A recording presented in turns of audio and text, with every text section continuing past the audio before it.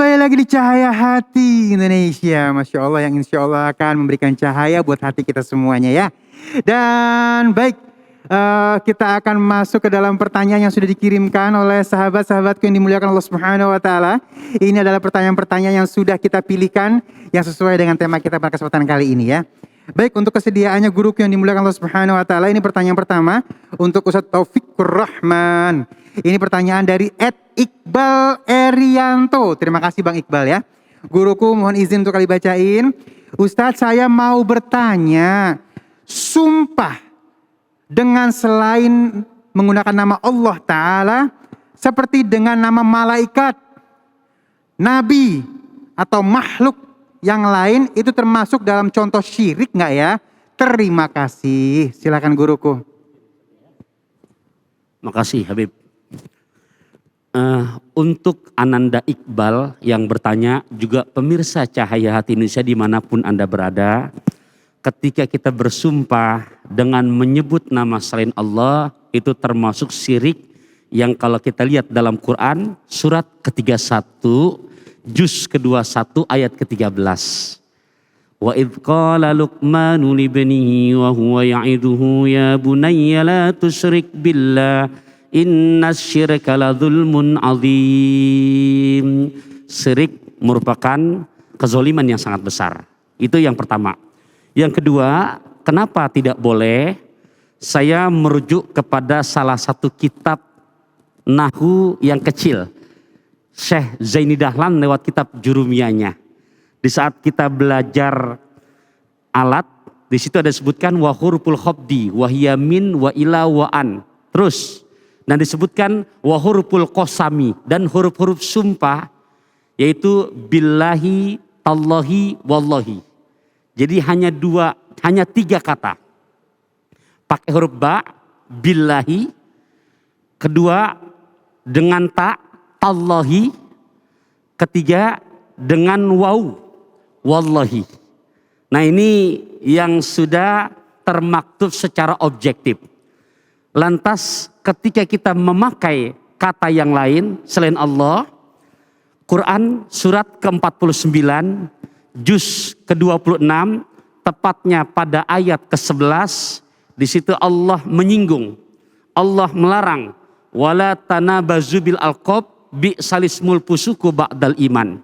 Dan janganlah kamu memanggil nama saudara kamu dengan panggilan lakop yang jelek. Termasuk pun memakai untuk sumpah, jelas si soleh minum teh anget tidak boleh banget. Masya Allah. Guru sedikit guru, ini penting banget.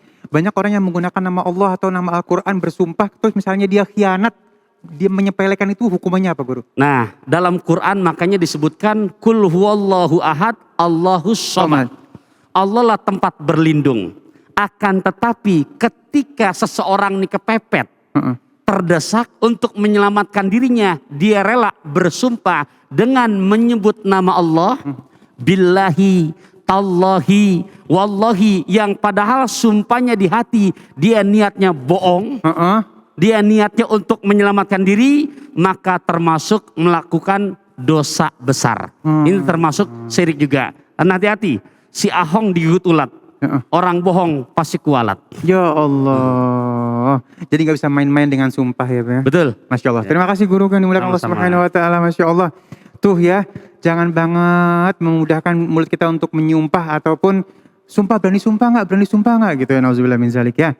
Karena bermain-main dengan hal itu akan membahayakan kita ya. Dan baik, untuk yang kedua terima kasih dari @sarah_007 untuk kesediaannya Ustazah Syifa Nur Fadilah. Ali bacain dulu ya. Banyak manusia yang merasa jadi Tuhan. Waduh, merasa benar terus. Ini gimana ya caranya menasihatinya? Karena nggak sadar-sadar. Aduh, siapa sih orangnya? Baik, silakan Ustazah. Terima kasih Bang Ali. Pertanyaan ini sebenarnya mewakili orang-orang kebanyakan ya. Subhanallah. Jadi bagaimana ketika ada orang yang terlalu cepat menilai orang lain, egois, menganggap dirinya yang paling benar, sudah dibilangin tapi tidak sadar juga. Ada satu ayat dalam surah Al-Hujurat ayat 12 yang patut kita renungi, ya ayyuhalladzina amanu jtanibu katsiran minadh-dhonni inna ba'dadh-dhonni itsmun. Wahai orang-orang yang beriman, jauhilah olehmu berburuk sangka, prasangka yang tidak baik. Inna ba'dadh-dhonni itsmun. Karena sebagian prasangka itu ternyata adalah dosa, gampang menilai orang lain. Kita dianggap dia buruk, tidak baik, padahal tidak demikian penilaian kita, tidak benar. Nah, bagaimana menyadarkan orang-orang yang seperti ini? Pertama, orang-orang yang seperti ini adalah orang-orang yang memiliki sifat keakuan yang tinggi. Jadi sifat keakuan itu adalah sifat rasa sombong. Siapa orang yang paling tinggi sifat keakuannya? Bukan orang ya, makhluk yang paling tinggi sifat keakuannya itu adalah iblis. Dalam surah Al-Baqarah ayat 34 dijelaskan, wa idh qulna lil malaikati isjudu li adama fasajadu illa iblis aba wastakbar wa kana minal kafirin. Ketika Allah suruh para malaikat itu untuk sujud, mereka mau melakukan sujud illa iblis, tapi iblis tidak mau. Kenapa? Aba wastakbar. Mereka sombong, mereka merasa diri lebih baik dari Adam. Apa kata iblis? Ana khairun minhu. Aku lebih baik dari manusia ini, dari si Adam ini, gitulah kira-kira Bang Ali. Khalaqtani min nar wa khalaqtahu min tin. Aku diciptakan dari api, kata iblis, dan manusia cuma diciptakan dari tanah. Masa aku harus sujud sama yang diciptakan dari tanah, sedangkan aku ini api? Jadi itulah manusia-manusia yang cepat menilai orang lain adalah mereka yang dalam hatinya sudah terpapar sifat sombong, keakuannya tinggi. Maka cara yang harus dilakukan adalah selalu tengok lagi, muhasabah lagi, tanyakan kepada diri kita, apakah saya masih ada sifat sombong dalam hati ini? Apakah benar saya sudah lebih baik dari orang lain? Tadi dalam kitab Sifwatus Shafwa dijelaskan, yang sudah saya sampaikan sebelumnya, kata Imam Bakar Al-Muzani, Abdullah Al-Muzani mengatakan, kalau ada orang yang lebih tua dari kamu, lihatlah bahwa amal dia lebih baik. Kalau ada orang yang lebih muda dari kamu, lihatlah, nilai saja kalau ternyata dosa kita lebih banyak dari dia. Dan kalau ada orang yang memuji kamu, lihatlah kalau ini adalah karunia dari Allah. Tapi kalau ada orang yang tidak memuji dirimu, maka sadarlah ternyata dirimu ini banyak dosanya.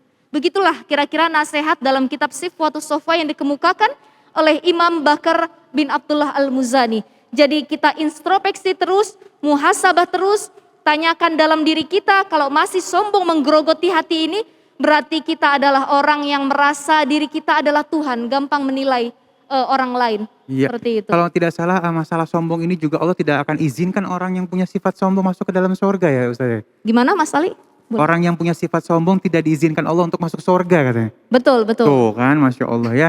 Jadi jangan sampai di hati kita ada sifat sombong. Iblis saja diturunkan dari surga ya, diusir oleh Allah gitu. Masya Allah. Terima kasih Ustaz ilmunya, jawabannya. Aduh.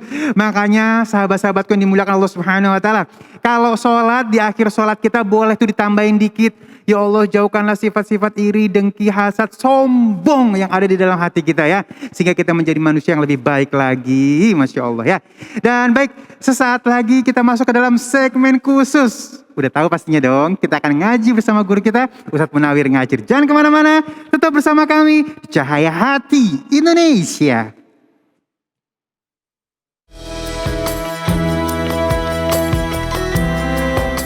Masjid merupakan tempat beribadah umat muslim di mana tempat tersebut juga menjadi pusat kehidupan mereka.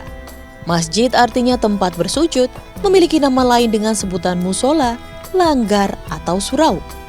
Masjid berasal dari kata sajada yang berarti sujud atau tunduk. Tempat ibadah umat muslim ini juga sering dimanfaatkan untuk proses belajar mengajar pendidikan Al-Quran atau mengaji. Dalam sejarah perkembangan umat muslim, masjid dinilai memiliki peranan yang begitu penting dalam penegakan agama Allah ini. Masjid pertama yang dibangun Rasulullah adalah Masjid Quba. Masjid Quba merupakan salah satu bukti sejarah Islam pertama kali berdiri sejak tahun 1 Hijriah atau 622 Masehi, yaitu pada saat Nabi Muhammad SAW berhijrah dari kota Mekah ke kota Madinah bersama sahabat lainnya. Allah menyebutkan Masjid Quba dalam Al-Quran, surat At-Taubah ayat 108, artinya, janganlah kamu bersembahyang dalam masjid itu selama-lamanya. Sesungguhnya masjid yang didirikan atas dasar takwa, Masjid Quba, sejak hari pertama adalah lebih patut kamu sholat di dalamnya. Di dalamnya masjid itu ada orang-orang yang ingin membersihkan diri, dan sesungguhnya Allah menyukai orang-orang yang bersih. Masjid Quba ini merupakan cikal bakal dari konstruksi bangunan masjid lainnya yang pada umumnya dipakai dalam pembangunan masjid sampai sekarang. Masjid Quba juga merupakan bangunan yang didirikan di atas dasar takwa, sebab menurut catatan, Masjid Quba ini didirikan Rasulullah SAW pada saat unta yang ditungganginya berhenti dalam perjalanan hijrah dari Mekah ke Madinah, dan merupakan masjid pertama yang didirikan Nabi Muhammad SAW di kota Madinah sebelum Masjid Nabawi. Terdapat banyak sekali ganjaran pahala ibadah yang dapat kita peroleh ketika berada di dalam Masjid Quba. Menurut banyak sumber, beribadah di dalam Masjid Quba tersebut pahalanya sama besar seperti sedang melakukan ibadah umroh.